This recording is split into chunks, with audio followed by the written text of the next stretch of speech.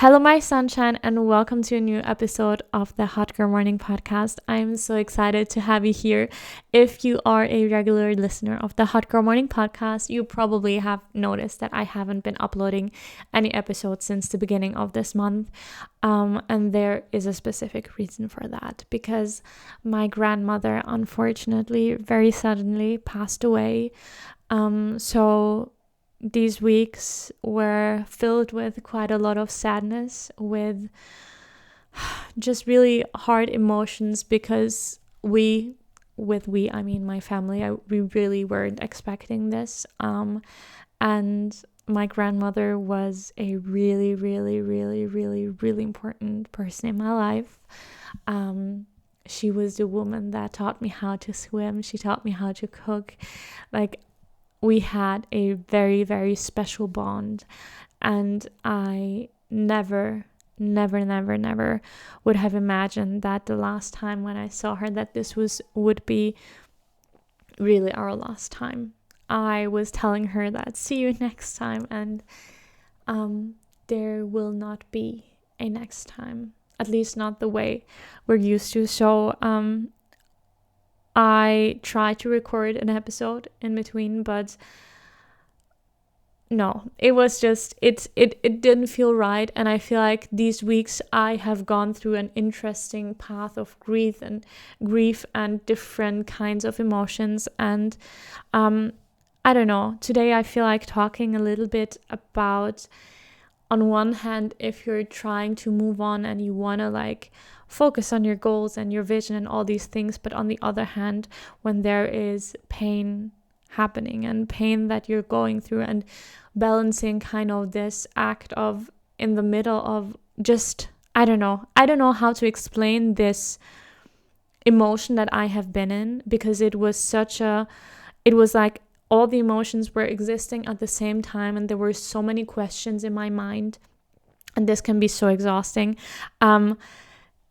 So before we get into today's episode, I first want to take this book called Living with Joy, Keys to Personal Power and Spiritual Transformation from Sanea Roman, and open up a random page and give you basically a sign from the universe. And then afterwards, we're going to get into the topic, which probably will also include self-love and all that. So let me just open up a random page. Okay. This one is about balance, stability, and security. And there's a quote right here. To feel secure, you need to feel you're growing, expanding, and enlarging the scope of your world. I will just continue with this paragraph for a bit. You might think you will feel more secure by keeping things unchanged, maintaining the status quo. Yet security only comes from taking a risk, opening up, and discovering more of who you are. Some people have discovered when they try to keep their world safe by not taking risks, they end up even more scared and insecure. Facing fear always lessens it. You may have noticed when you did something new, you felt braver and stronger in other areas also. Balance is handling the amount of things you have to deal with every day in a way that is peaceful and healthy to you, and in a way that contributes to your growth and higher good. It keeps the things you're doing stimulating, helping you to wake up in the morning feeling that life is worthwhile. Decide that you will become a radiating source of stability and balance for those around you. Give yourself the things you require for joy, and be willing to accept a peaceful universe when it comes. Ooh, this last sentence. Give yourself the things you require for joy, and be willing to accept a peaceful universe when it comes. Okay, you probably needed to hear this today. I think balance, stability, security is so important, and I think we often emphasize too much on emotions or feelings of true excitement, deep gratitude, and just expansive joy, and which are all amazing emotions to feel. But in my opinion, these emotions are more like something short-lived, and what we should aim for is this feeling of presence, of peace, of balance, of yes, excitement for the future, but that this is our center emotion, and that we have our ups with the excitement and all the things, and maybe we also feel the sadness. But let me get started with today's episode. I honestly don't know where to get started. Today I just felt like talking to you, and maybe this is inspiring to some of you. I think I will now take you along a little bit. Oh, there's a bird right now, right next to me on the balcony. Oh, what a cute. Okay, I'm so sorry. Okay, let me get back. This is so beautiful. This reminds me so much of my grandmother, because she found so much joy in like these little things.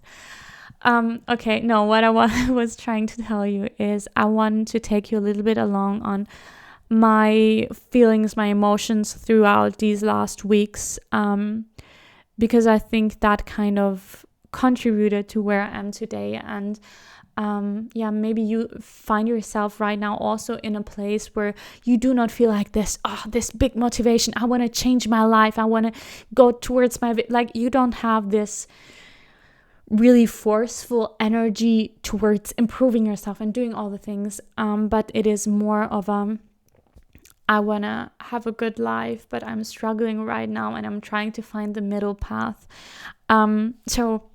Okay. First of all, of course, when I got the message that my grandma passed away, it was like a world was breaking together in a way for me. In all honesty, I am so grateful that I had my partner by my side during this time, because this was pure shock, pure sadness, pure everything. And right the day after, so if you don't know, I recently moved to Vienna. Like, I'm doing kind of a digital nomad lifestyle, and I recently came to Vienna to stay here for 2 months, basically, or yeah, good 2 months. And yeah, this is quite far away from my hometown. Well, quite far. It's like 7.5 hours by train. So I was really shocked the day after I took like the first train and got back home. And there was then a lot of time with family, a lot of times of feeling grief, of just crying, of feeling all the emotions and going through everything. And I remember when the day came when I got back to Vienna, it all felt so strange and so surreal, because in this reality of living in Vienna, my grandma was not a big part of it all. Like, yes, calling her or asking my mom how she's doing, but it was so weird being back, feeling at the same time that this reality where the funeral and all these things did not happen were so far away, yet everything just, I don't know how else to say it, but it all felt really strange. And I was trying to handle that middle path between grief and feeling sad, but at the same time also trying to move forward or trying to live my life in some kind of way. And it was all very confusing. And I think one of the things that especially took a lot of my energy were the constant questioning myself. And if I'm being really honest, I felt a bit like an imposter. Like, I'm always sharing with you how you're supposed to handle different life situations and go for your dreams and whatever else. And in these moments, I just felt like I couldn't follow my own advice, or it was so hard for me to find the balance between feeling the emotions, but also I couldn't cry anymore. Like, I feel like I had no tears left. I don't know how else. It was a really overwhelming time with a lot of intense emotions. And there was like this drag between, on one hand, I want to allow myself to feel all the emotions. I want to allow myself to feel the sadness, to feel the grief, to feel the anger, to feel all the emotions that are part of grief. And on the other hand, I had this feeling of, okay, I need to keep going. I need to try to post another episode. I need to do the work with my clients and be the best coach that I can possibly be. And what I'm so grateful for is the amazing friends that I had in this time. And one friend, she is absolutely amazing. If you don't know, the way I got started with everything I do is basically I started with accountability coaching in the beginning of 2022, and I started doing this basically by going for a month-long workation to Greece with two amazing friends, and one of them I had a call with, and she is a coach as well. And well, first of all, she asked me if there is anything that she can do for me, and I was honestly, first I was like, okay, don't think you can do anything about what I'm going through. But then I realized, okay, maybe a conversation with her would help me. And it honestly helped me a lot having a conversation with her. And it also made me realize that I tried to reflect already, like the day before, about these different parts of myself that felt very contrary. Like on one hand, this part of me that wanted to allow myself to feel the pain, but also felt really confused. And this other part that was more like, okay, we need to keep going. We need to do the work because the stability is good for you, and kind of the imposter syndrome coming up. And I was reflecting more about it, and I realized a lot of things. I think I really needed kind of that coaching session with myself and this call with my friend to get in tune with who I am again. And I realized one thing. Both of the things that I was doing was distracting me from being in the present. One thing I really didn't really allow myself to do was be in the present and create a moment of stillness. It always felt like I was trying like very hard and with a lot of force to either feel the emotions or create the space, or on the other hand, to move forward, to do the things that I know make me feel good. But it came out of a place of fear, and I did more reflecting. And what I'm trying to get at is sometimes there are phases in your life where you are not ready to be in that boom, bam, done state. Let's reinvent your wheel. Let's write a new story. Like, I am all about that. If you know me, you know I am all about that. But sometimes there are times where this is not the right approach. Sometimes the right approach is to create that space of silence. And especially when you're going through a hard time, I think my advice is they're always a little bit different than what maybe other people are telling you to do. Because on one hand, I think it's so important that we then create this time of silence, which I really struggled to do in the beginning. And on the other hand, it is also allowed that we sometimes distract ourselves, that we maybe spend time with friends, that we maybe cook something or listen to a podcast or watch a TV show, whatever it is.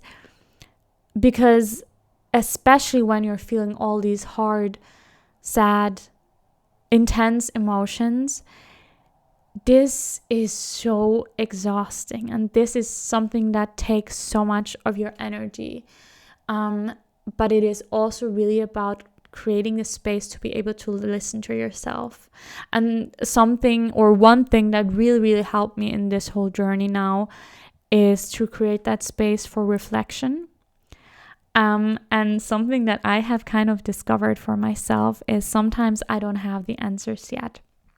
So what I will write down is basically all the questions that I have, the questions about my current situation, the questions where I need answers to. Because one thing that really was part of this whole journey now was feeling like I have a lot of questions in my mind. There was a lot of confusion, but I don't have the answers. And I think the art of it all is to be okay with not having all the answers and not having everything figured out, because it is easy once you're motivated, once you know, like, then it's easy to go for your dreams.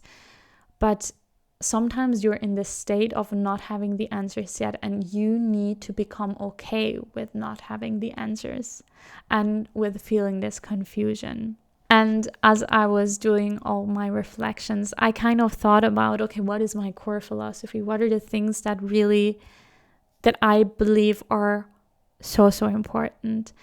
And I think it always comes back to that self-love, or that caring for yourself, or kindness towards yourself, is the base of it all.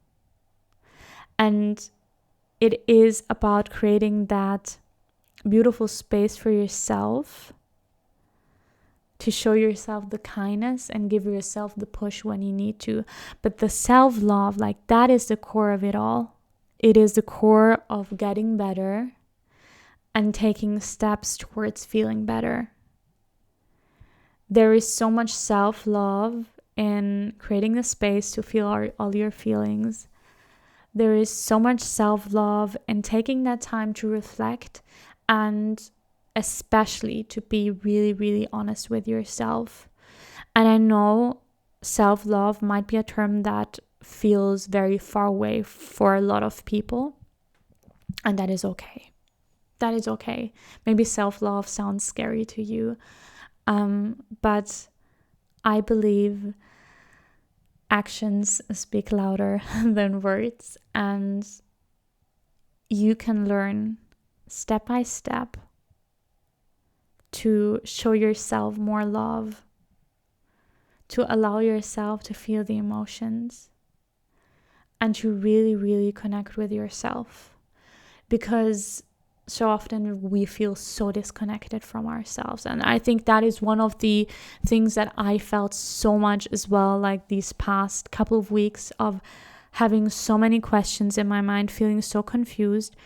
I felt so far away from myself.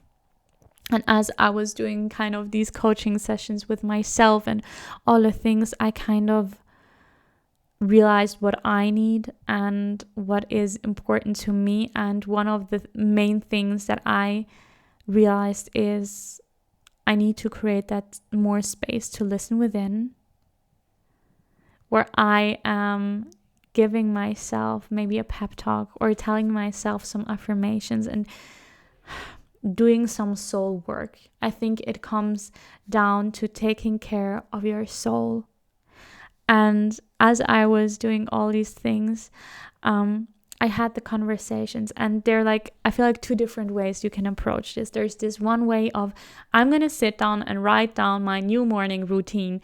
I'm going to sit down and really consciously reflect on things. But I feel like a different version of this, when doing this sit down reflecting doesn't feel right, is sometimes, like I said before, writing down a question.